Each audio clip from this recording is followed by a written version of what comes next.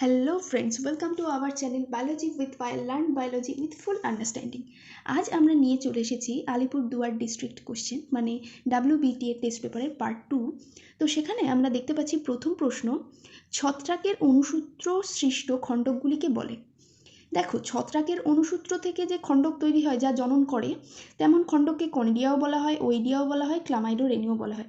কারণ এগুলি সবই ছত্রাকের থেকেই, মানে ছত্রাকেরই জনন পদ্ধতি।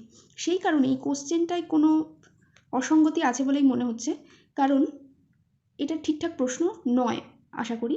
কারণ শুধুমাত্র সিউডোরেনু, যেটা কিনা ছত্রাক থেকে পাওয়া যায় না, নয়তো কনিডিয়া, ওইডিয়া, ক্লামাইডোরেনু সব কটাই ছত্রাকের অণুসূত্র থেকে সৃষ্টি হয়। চলে আসি পরের প্রশ্ন এবং ইম্পর্টেন্ট প্রশ্ন। ডিম্বক ভ্রূণ মুকুল বা নিউসিলাসটি হলো। নিউসিলাস কেমন প্রকৃতির হয়? ডিপ্লয়েড প্রকৃতির হয়ে থাকে।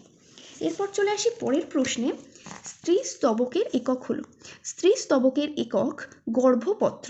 গর্ভপত্রকে ইংরাজিতে কার্পেল বলা হয়। তোমাদের পরীক্ষায় কার্পেল দিয়েও প্রশ্ন হতে পারে, তো সেই কারণে কার্পেলের নামটাও জেনে রাখতে হবে। এরপর চলে আসি পরের প্রশ্ন, একটি গুপ্তবীজী উদ্ভিদের রেণু মাতৃকোষের ক্রোমোজোম সংখ্যা 38 হলে উদ্ভিদ কোষের এন্ডোস্পার্মের ক্রোমোজোম সংখ্যা কত হবে? তো এন্ডোস্পার্মের ক্রোমোজোম সংখ্যা সবসময় আমরা জানি শস্য উদ্ভিদের ক্রোমোজোম সংখ্যার সমান, মানে এন্ডোস্পার্ম মানেই শস্যকে বোঝানো হয়েছে, যেটা কিনা 3n প্রকৃতির হয়। আর রেণু মাতৃকোষ কেমন হয়? 2n প্রকৃতির। তাহলে 2n সমান সমান যদি 38 হয়, তাহলে n সমান সমান কত হবে? 19। তাহলে 3n হয়ে যাবে 57। তারপরের প্রশ্নে চলে আসি, ক্লাইনফেল্টার সিনড্রোম হওয়ার কারণ কি? আমরা জানি ক্লাইনফেল্টার সিনড্রোমের যে সেক্স ক্রোমোজোমগুলি XXY থাকে, সেই কারণে উত্তর হয়ে যাবে 2টি X এবং 1টি Y। পরের প্রশ্ন চলে আসি, লিঙ্গ সংযোজিত রোগের একটি উদাহরণ হলো। লিঙ্গ সংযোজিত রোগের উদাহরণ হিমোফিলিয়া। এছাড়াও হিমোফিলিয়া যদি অপশনে না থাকে, তাহলে হয়ে যাবে বর্ণান্ধতা। পরের প্রশ্ন, ট্রান্সলেশন প্রক্রিয়ার জন্য প্রয়োজনীয় আরএনএটি হলো। ট্রান্সলেশন প্রক্রিয়ায় rRNA, tRNA, mRNA এদের তিনজনেরই প্রয়োজন হয়, সেই কারণে উত্তর হয়ে যাবে অপশন ডি। পরের প্রশ্ন দেখো, অ্যাজোলার সাথে সম্পর্কিত নাইট্রোজেন সংবর্ধনকারী জীবাণুটি হলো। অ্যাজোলার সাথে সংবর্ধিত হচ্ছে অ্যানাবিনা। তো এটাকে এক কথায় আমরা বলেই থাকি অ্যানাবিনা অ্যাজোলি। এছাড়াও নস্টকও কিন্তু নাইট্রোজেন সংবর্ধন করে, কিন্তু অ্যাজোলার সাথে সম্পর্কিত অ্যানাবিনা। এছাড়া স্পিরুলিনা, সে কিনা সিঙ্গেল সেল প্রোটিন হিসাবে ব্যবহৃত হয়। তারপরের প্রশ্ন, সিফিলিস রোগের সৃষ্টিকারী প্যাথোজেন। সিফিলিস রোগ সৃষ্টিকারী ট্রিপোনিমা প্যালিডম। এছাড়া তোমাদের যে কটা যৌন সংযোজিত রোগের নাম এবং তাদের প্যাথোজেনের নাম আছে, প্রতি কটা নামই তোমরা মুখস্থ করে রাখবে, পরীক্ষায় কিন্তু 1 নম্বরে চলে আসতে পারে।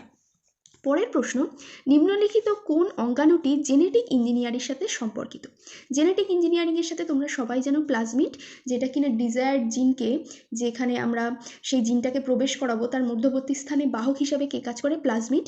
একটা খুব পপুলার প্লাজমিডের নাম হচ্ছে PBR322। প্লাজমিড বলিভার রড্রিগেজ 322 পরীক্ষায় আসতে পারে। তারপরের প্রশ্ন হলো, বিটি তুলো নিম্নলিখিত কোন রোগটি প্রতিরোধ করে বা কোনটিকে প্রতিরোধ করতে সক্ষম? উত্তর হয়ে যাবে পতঙ্গ প্রতিরোধে সক্ষম। তারপরের প্রশ্ন, জন্মহারের সূত্রটি হলো।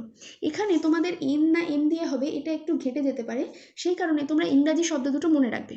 জন্মহারের ইংরাজি হচ্ছে ন্যাটালিটি, আর মৃত্যুহারের ইংরাজি হচ্ছে মর্টালিটি। তাহলে জন্মহারের সূত্রটি কি হয়ে যাবে? n = ND/T। এখানে n মানে কি, ND মানে কি, T মানে কি, এগুলো একটু জেনে রাখবে। তাহলে যদি 2 নম্বরে লিখতে আসে, তাহলে তোমাদের ফুল মার্কস পেয়ে যাবে। আর যদি এখানে জন্মহার না দিয়ে মৃত্যুহার দিত, তাহলে কিন্তু মর্টালিটি যেহেতু m = MD/T হয়ে যেত উত্তর। তারপরের প্রশ্ন, একটি বৃহৎ ভৌগোলিক অঞ্চলে বিভিন্ন বাস্তুতন্ত্রের বিভিন্ন সম্প্রদায়ের জীব প্রজাতিকে সামগ্রিক বৈচিত্র্যকে বলা হয়।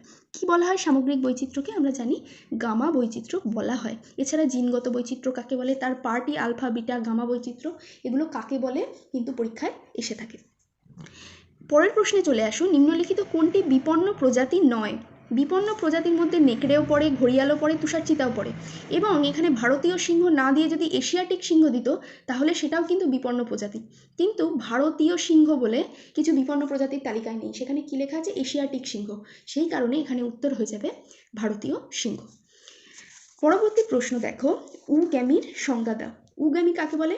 যে যৌন জনন পদ্ধতিতে একটি নিশ্চল এবং তুলনামূলক বড় স্ত্রী গ্যামেটের সাথে সচল বা চলন সক্ষম ক্ষুদ্র পুংগ্যামেটের মিলন পদ্ধতিকেই আমরা উগ্যামি বলে থাকি। এটা সাধারণত যারা উচ্চ পর্যায়ের যৌন জনন প্রক্রিয়ার মাধ্যমে নিজেদের জনন সম্পন্ন করে তাদের ক্ষেত্রে লক্ষ্য করা যায়। এরপর চলে আসি পরের প্রশ্ন, বহু বিভাজন কাকে বলে? বহু বিভাজন কাকে বলে? যে প্রক্রিয়ায় মাতৃজীব বিভাজিত হয়ে বহু অপত্য জীব সৃষ্টি করে তাকে বহু বিভাজন বলা হয়। অ্যামিবার বহু বিভাজন, প্লাজমোডিয়ামের বহু বিভাজন তোমাদের পরীক্ষার ক্ষেত্রে কিন্তু ইম্পর্টেন্ট। তারপর চলে আসি অভিযোজন বিচ্ছুরণের সূত্র। অভিযোজন বিচ্ছুরণের সূত্র কে উপস্থাপন করেছিলেন? বিজ্ঞানী অসবোর্ন।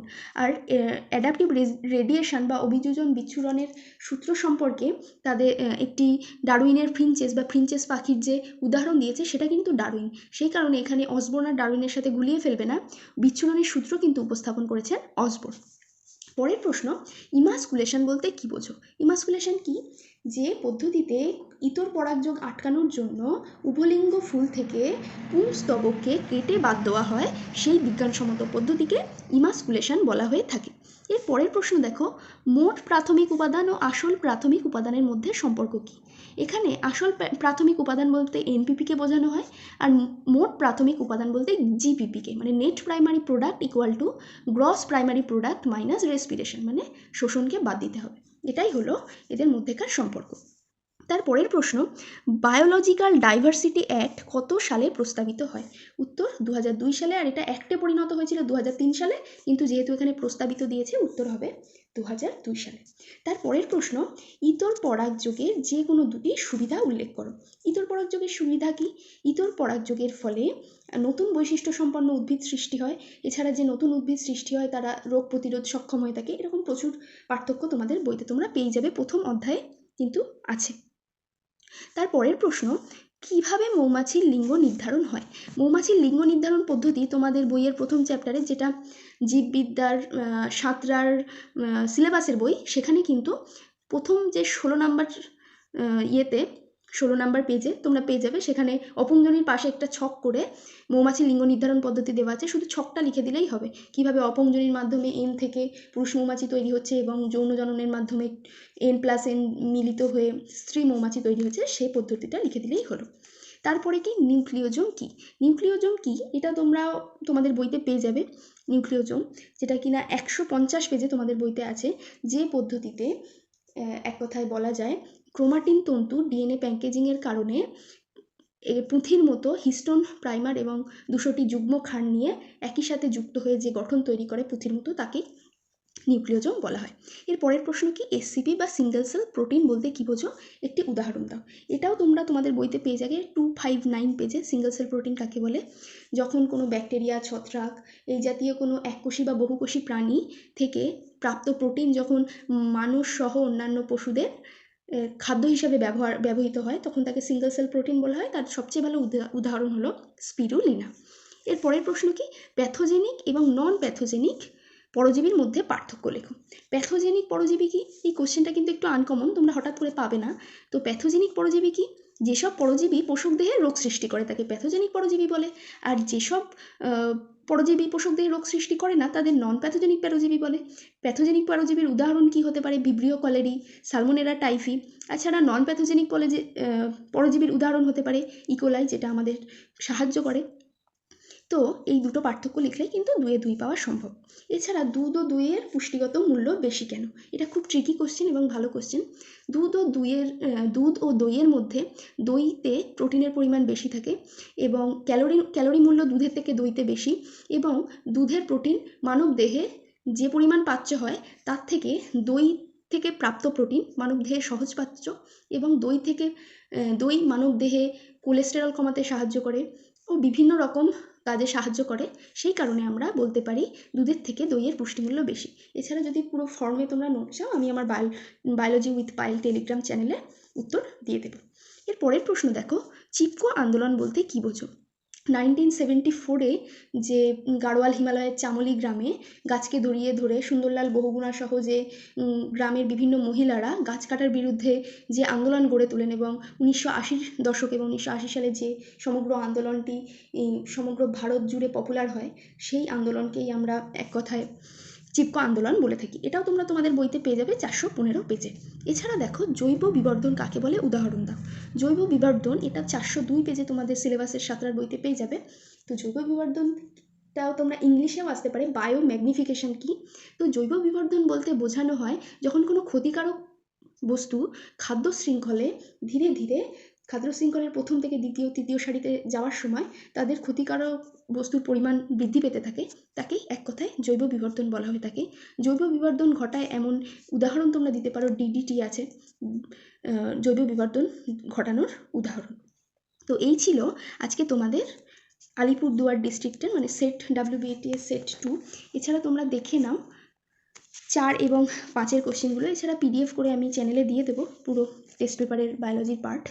তো এই ছিল আজকে আমাদের পড়া। এছাড়া তোমাদের যদি এখানে কোথাও কোনো সমস্যা থেকে থাকে তাহলে নিশ্চয়ই চেষ্টা করব সেগুলো তোমরা জানালে আমি নিশ্চয়ই চেষ্টা করব সাহায্য করব বলে দেওয়ার। এর পরের দিন আমরা করব কলকাতা ডিস্ট্রিক্ট কোশ্চেন। তো যদি তোমাদের ভিডিওটা ইনফরমেটিভ লাগে তাহলে প্লিজ চ্যানেলটা সাবস্ক্রাইব করে দিও আর সাথে থেকো। Thank you.